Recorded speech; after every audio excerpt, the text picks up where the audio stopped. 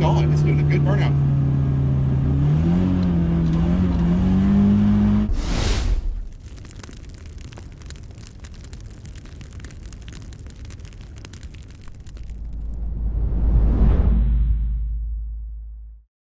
Welcome to Newbern's Garage. On this episode, we're going to be installing a brand new 2-post lift from Benpack, and I also acquired a brand new project car, and I think you guys are going to dig it.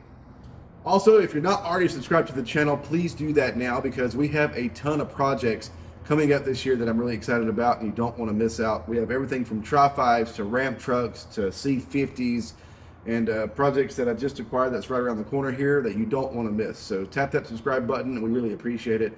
Also, March 21st and 22nd, we're going to be in Lubbock, Texas at Cook's Garage for the West Texas Roundup. It is a car show and swap meet, and we're bringing Krusty, the car that started all this madness with the Tri-5s that came from Texas. We're going to bring it all the way from Georgia to West Texas to go cruise around. We're going to go a couple days early, go visit some friends, and we're going to have that car at the car show. So if you're anywhere in the area, come by and hang out with us.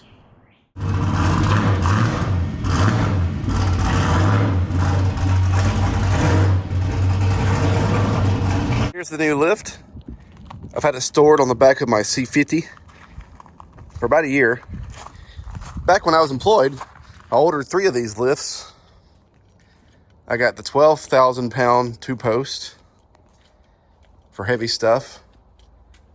I got the 14,000 pound 4-post. I was gonna put it over here and put a carport over it just to have a spot to work outside. But yeah, plans changed, and I could really use a second lift, you know, for stuff like that. Like that's now stuck up there until I get it bolted to the rotisserie and get it outside and off the rack. So I'm gonna put another one right here.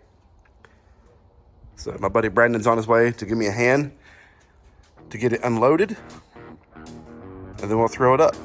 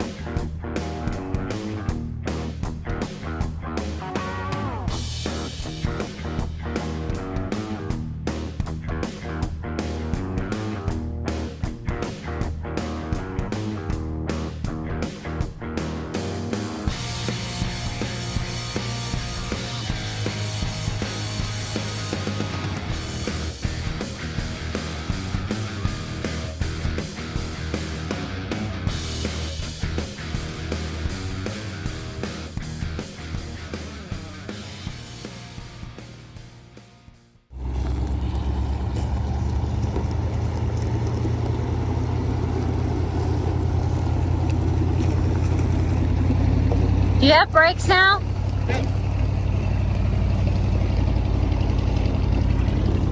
Little update. The lift is mounted thanks to the help from my buddy Brandon and Riley.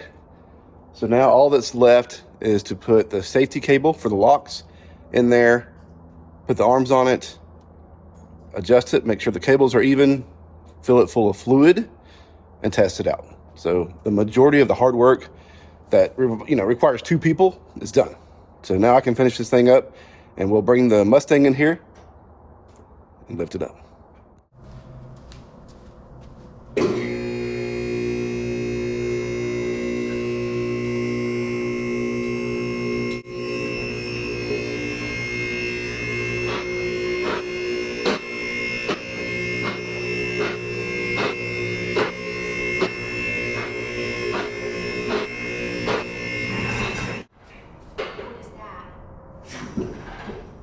Here. Excuse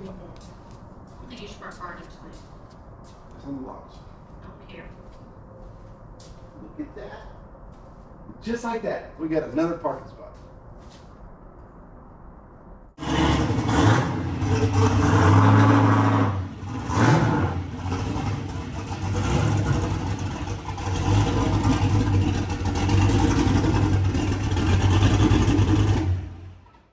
I don't even know where we're at in this video. We actually had to pause and get ready for a bunch of crazy weather that was coming in, and we had tornadoes just all around us. Luckily, none of them passed through where I'm at, but we did lose power. A bunch of trees came down, lots of flooding, which was pretty crazy. But we literally just now got power, and I've been working on the 57 trying to get it ready for Texas. As you can see, I had all my lights out, just lights, flashlights everywhere, trying to just continue in the dark. And I just got frustrated. I was like, screw this, I'm just gonna go inside. We turned the generator on, hooked the internet up, hooked the TV up, turned the heaters on, and just pretty much waited it out. And but now I can continue. I need to put a starter on this thing. I got one right here. It's MSD Dynaforce. Because the starter in this car, every time it would get warm, it just didn't want to work. It was real slow turning over. And it's always been an issue ever since I built the car. So, but being a stick shift, I didn't really worry about it because I just let it roll off and start it. But I'm going to fix that. I'm going to change the starter right now. I got to fix an exhaust leak. I changed the oil already. I did that in the dark. And yeah, just do a nut and bolt check. Get ready to go because we leave tomorrow. It's midnight right now, Sunday night. We're going to leave out on Monday. Chantel's inside getting all our clothes washed and cleaned and getting stuff packed up because we hadn't been able to do that. So she's in there doing that. I'm going to handle this. And then we get on the road. In the morning, first thing before we leave for Texas, I'm going to show you guys the new car that I got. I think you guys are going to dig it. I put a couple pictures out there on social media, and it got a lot of good feedback. My dad had one when I was younger. As a matter of fact, the only wreck that I ever caused that was my fault was with that car. I was backing his truck around their backyard to hook up to a Malibu that I had sold my buddy Matt, and actually hit a pile of leaves and slid into the side of this car. My dad was pissed. And I'll never forget it. But man, if he was here today, I would hand him the keys to this one and be like, sorry, Dad, here's a replacement. Because I wiped out the quarter panel of that car. And like I said, I'll never forget it. But anyway, I'm going to finish the 57 up tonight. And in the morning, I'll show you guys that car. And then we start our road trip to Texas. It's 4 o'clock in the morning. This thing is ready to rock and roll. I've redone the vacuum lines on it. I've put header gaskets on it. I've changed the oil. I put spacers behind the back wheels, little bitty ones, because it barely rubbed the inside. I've changed the electric fan. I fixed the power steering. I even fixed the engine. When I put this thing together, it sat in the car a little bit crooked, just a little bit. And it wasn't noticeable without the blower. When I put the blower on it, and if you look at it from the front, you can see the blower just ever so slightly tilted. And it bothered the hell out of me. So I just went ahead and put new motor mounts in it. It's perfectly straight now. Like, it's perfect. Starter, put a new starter on it. Man, it works good. Like, it's the second I touch the switch, it lights right off. And yeah, let's go to Texas. I'm ready. Check it out. I horse traded and got a 1988 Ford Thunderbird Turbo Coupe. This is a 2.3 liter turbo. It does the quarter mile in about 14 seconds, does 0 to 60 in about 8.5, has somewhere around 200 horsepower and just over 200 pound-feet of torque. My buddy Jeremy had this. I seen it in Biloxi a couple years ago, and I loved the way it looked. I love the color, the stance, the Cobra wheels on it just set it off. Let's take a look at it, and then we're gonna go for a ride.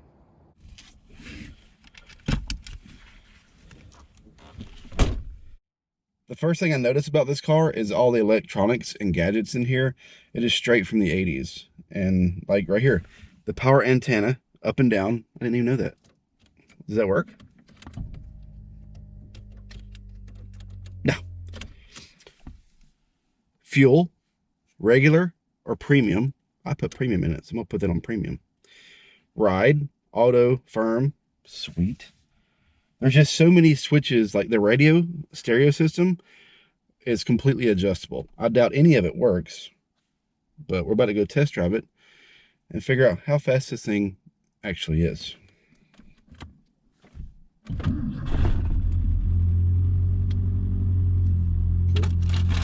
Sounds like a, oh.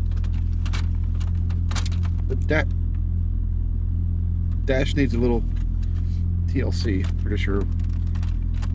Just like all the old Fords, everything is very brittle. And you gotta be very careful because it'll just disintegrate.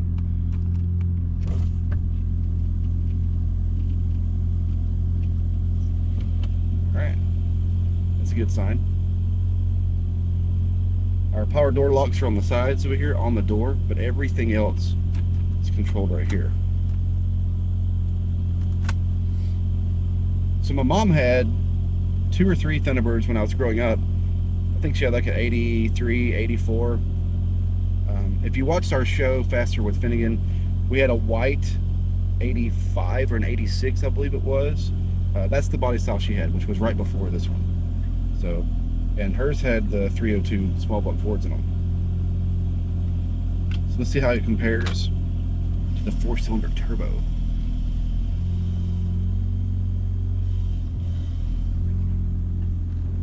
And this thing has hood pins, so right there, you know it's fast. It needs a headliner, very bad. I feel like I'm sitting really close. Oh, okay. So this video was supposed to go out over the weekend, but we had some really bad weather and several tornadoes hit around the area. And luckily we didn't get hit with a tornado here. But we had 3 down trees, a lot of flooding, and it's pretty crazy. I was told this thing has dual Flowmasters on it. I haven't been under the car yet, which doesn't make much sense considering it's a 4-cylinder.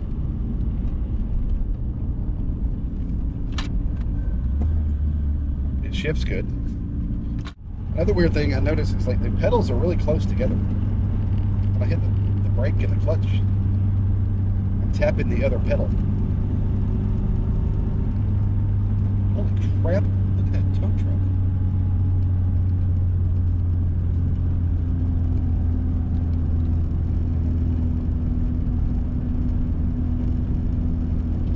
I don't need it. Maybe I do need it. It drives good, it rides good. It's really, I feel like I'm skating the ground. This thing is so low. Blinkers don't work. Oh, sorry. Yeah, see, I'm pushing the clutch in and I'm like pushing the brake at the same time. All right, let's see what this thing's got. Got some heat in it now. Wow. Let me get on this little straightaway here.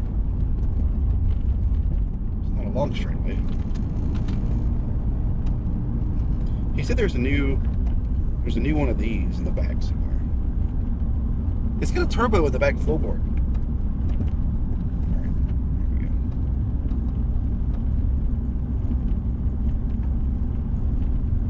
This is not a long straightaway. Let's just see what happens.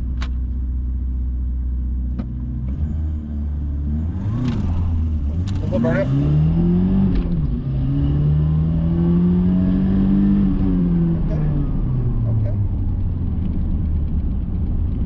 Not bad.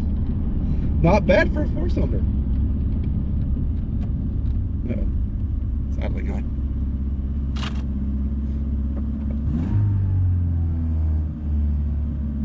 Oh, hell.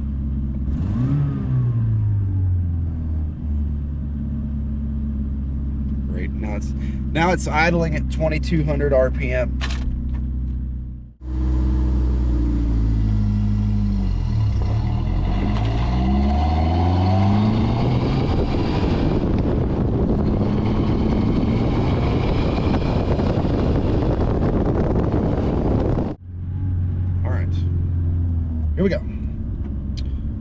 Still idling.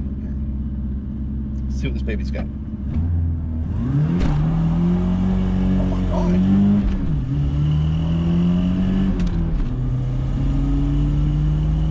75. Wow. 80. 90. Holy crap, this thing's actually fast. I was not expecting that. Alright. Let's see if it will do a burnout. So, where's my...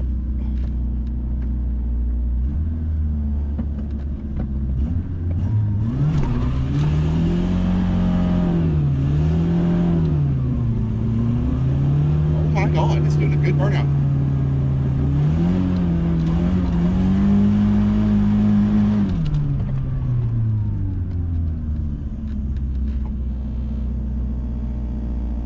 This car just got way cooler.